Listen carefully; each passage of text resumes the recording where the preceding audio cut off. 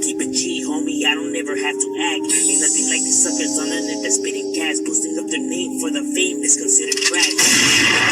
You already know I'm where I stand, with the homies posted in the vital daily packing straps. Boy, la vida loca, it be crazy in my habitat. Dead before dishonor is my golden, ain't no turning back. Dead before dishonor is my golden, ain't no turning back. G-File. What's good, G-Life? Now right here, we're in the SGV. Gonna be taking a little trip down to the SGV, the city of Baldwin Park.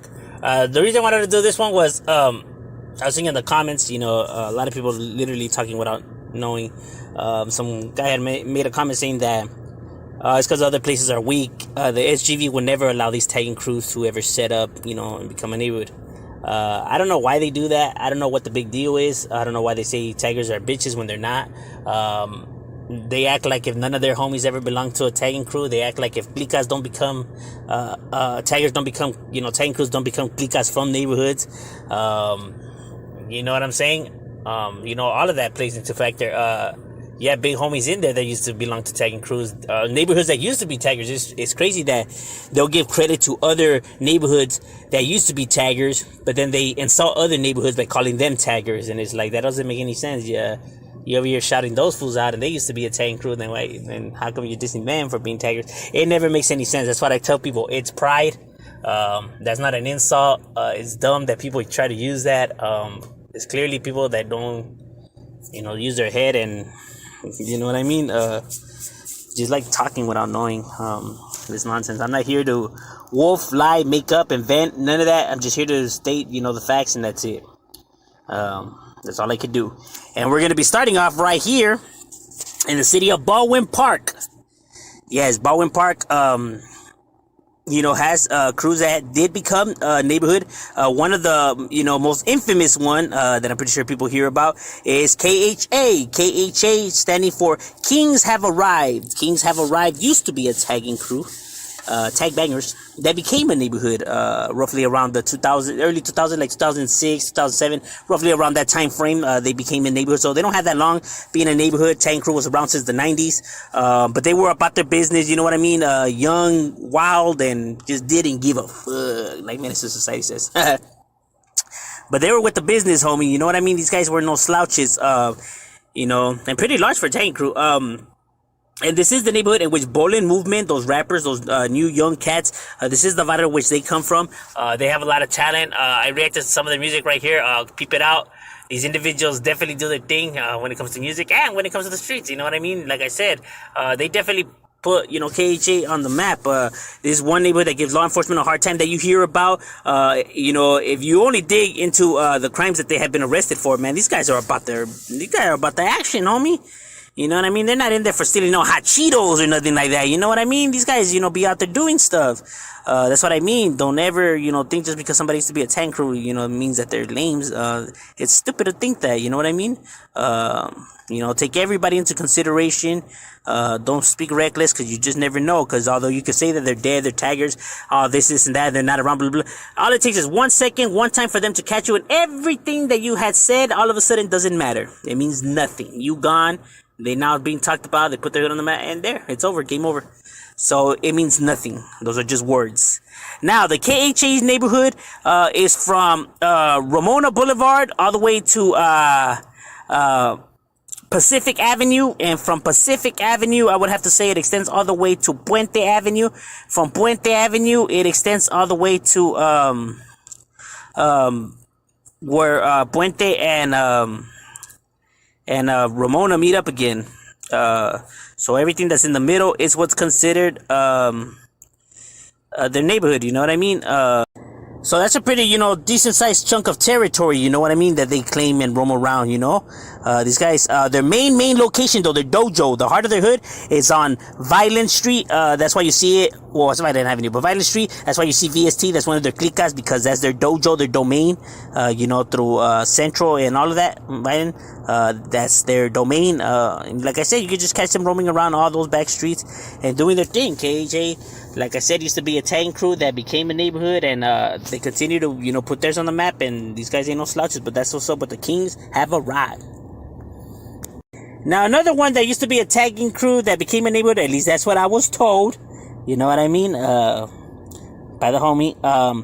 Is the DES neighborhood, DESBP, the Desastres Baldwin Park.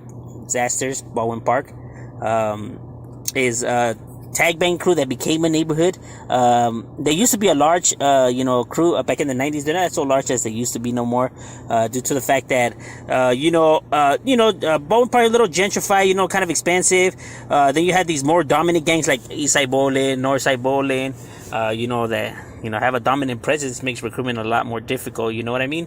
But don't get it twisted. Don't sleep on the DES, the Desastres. They be around and they be doing their things too, you know what I mean? And they did become a neighborhood, roughly around the early 2000s when they became a neighborhood. At least that's what I was told. And, they be roaming around right there, Baldwin Park and doing their thing, I know people like to say that, nah, it ain't enough number, but like I said, people are always gonna say that, of course they're gonna say that, they dislike them and all that, they're not gonna want to give them the credit, but they're still around, they still do their thing, you know what I mean, you can still catch their hit-ups, and, representing for that Desastres Baldwin Park, another one that used to be a crew that became a neighborhood, and, holds it down right here for the SGV, and for the city of Bowling, you know what I mean, they make sure it's always, Desastres Baldwin Park. You always see it hit up like that, because they take pride in being from Baldwin Park as well as KHA, as well as Eastside Bowling and Northside Bowling. You know what I mean? It's a pride in their city, and they continue to represent for theirs. They have homies that are busting. They have homies that do things. You know what I mean? But that's what's up with the Desastres Bowling right here, representing for theirs. Now, as we drive and make our way down a little bit down the SGV. But still maintaining ourselves right here in the San Gabriel Valley. You know what I mean? The Sur Gangster Valley. We are on our way to head to the city of Rowland. That's Rowland Heights. For those who are not too familiar with the area. Well, we will find the next neighborhood. Now, Rowland Heights, I know it's a nice area, heavily Asian populated. People like to clown and say there's no gangs there, whatever. Like I said, don't ever judge an area based the way it looks. Just because an area looks nice doesn't mean that it is nice. Just because, it looks nice, whatever, doesn't mean that it doesn't brood gangsters or killers. It's stupid to think so. You know what I mean? The area has nothing to do with defining who the gang member is. And it does get treacherous right here because there is, not just this neighborhood. You have Crips here. You have Asian gangs here, and they with the business too. Don't ever sleep on them. They ain't no slouches. And then you also have another neighborhood like Pocos Poro Locos, the original neighborhood that's from right here, from this area. And they pretty old school and large and do their thing. But you have one that used to be a tagging crew that became a neighborhood right here in this area of Rowland Heights. It's what they claim as theirs. They make sure they always hit it up, that RH. Together. And that's the WED. WED standing for Wicked Insane Diablos or Wicked Insane Dukes. Either one is appropriate. And they're right here in the area of Fullerton Road. Fullerton Road, I would have to say all the way to Pathfinder Road. Pathfinder Road, I would have to say all the way to Sierra Avenue. For Sierra, all the way to Colima Road, so everything that's in the middle, what's Batson Avenue. Batson, of course, being like the area that they tend to roam around more. It's more the area that's Hispanic wise, you know what I mean, and close to the Parque. And that's where they handle their business, homie. Like I said, there's another neighborhood that has, a large presence. They are pretty deep. Have a lot of homies busted. You know what I mean? They do their thing. These guys ain't, like I said, the other one, they ain't busted for, stealing hot Cheetos or Red Bull. You know what I mean? They in there for doing real things. Real motherfuckers do real things. You know what I mean? Just because they had, the background as a tank group before. Like I said, doesn't mean shit. It doesn't matter if they're from whatever. I mean, they could all squeeze triggers. I mean, you know what I mean? Just because you're a tagger doesn't mean that you can't, bug somebody or take flight. Who says, That's stupid to think that. So these guys are about the work. They about their business. They do their thing. And they have been in the neighborhood since the early 2000s as well. Another one of those waves that came in and represent for theirs and hold it down. You know what I mean? They definitely put theirs on the map, and hold the presence right here. People can't even say they don't. I know you guys see the graffiti and all that. So like I said, don't judge an area based on the way it looks, because it will get on and crack it. But that's what's up with the WID right here. The Wicked Insane Diablos, putting it down for Rowland Heights and putting theirs on the map. Now, as we make our way down but still right here in the SGV, but now heading into the section of West Covina. But you can find this neighborhood just like the rest, spread out through the SGV. Considering the fact that there used to be a crew, that's typically normal because crews tend to roam around and drift around different locations. But West Covina is their home. You have the CWLS neighborhood. CWLS neighborhood standing for Crazy Wicked Locos, or Crazy Wino Locos, as I also had seen it up. And through reliable sources of mine, I was told that they did become a neighborhood. They are programming, from my reliable sources. So people can say what they want, but it is what it is. This is, a freshly new neighborhood. Like I said, used to be a tag banging crew. It was a tag banging crew that was around, roughly around the late 90s, early 2000s. And recently transitioned into neighborhood status, with only like about the 4-year period that it's been a neighborhood.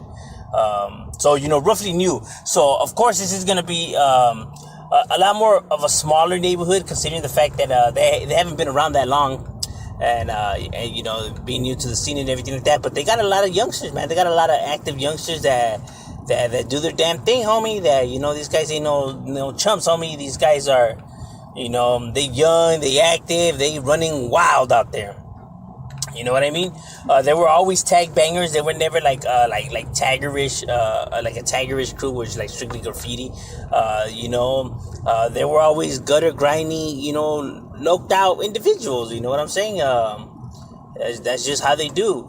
I know a few neighborhoods try to persuade them to getting into their neighborhoods, but they stood their ground and go at it with these much larger neighborhoods. Right there, like in West Covina, seem to go at it with a lot of neighborhoods. You know what I mean?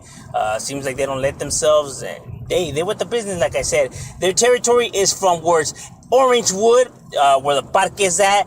That's their home domain, their dojo, where they set up shop, where they plant their flag, homie. You know what I mean? So that's the area where you're able to find them in Orangewood, handling their business. May not be big chunk of territory, but right there, the parque and the areas around it, hey, homie, they do their thing, homie. You know what I'm saying? And like I said, you can find them in different cities as well. But West Covina is their home. It's where they come from, and they continue to represent theirs. You know what I mean? These guys ain't no chumps, and that's what's up with the CWLS neighborhood, the Crazy Wicked Locos, and putting it down for their barrio right there.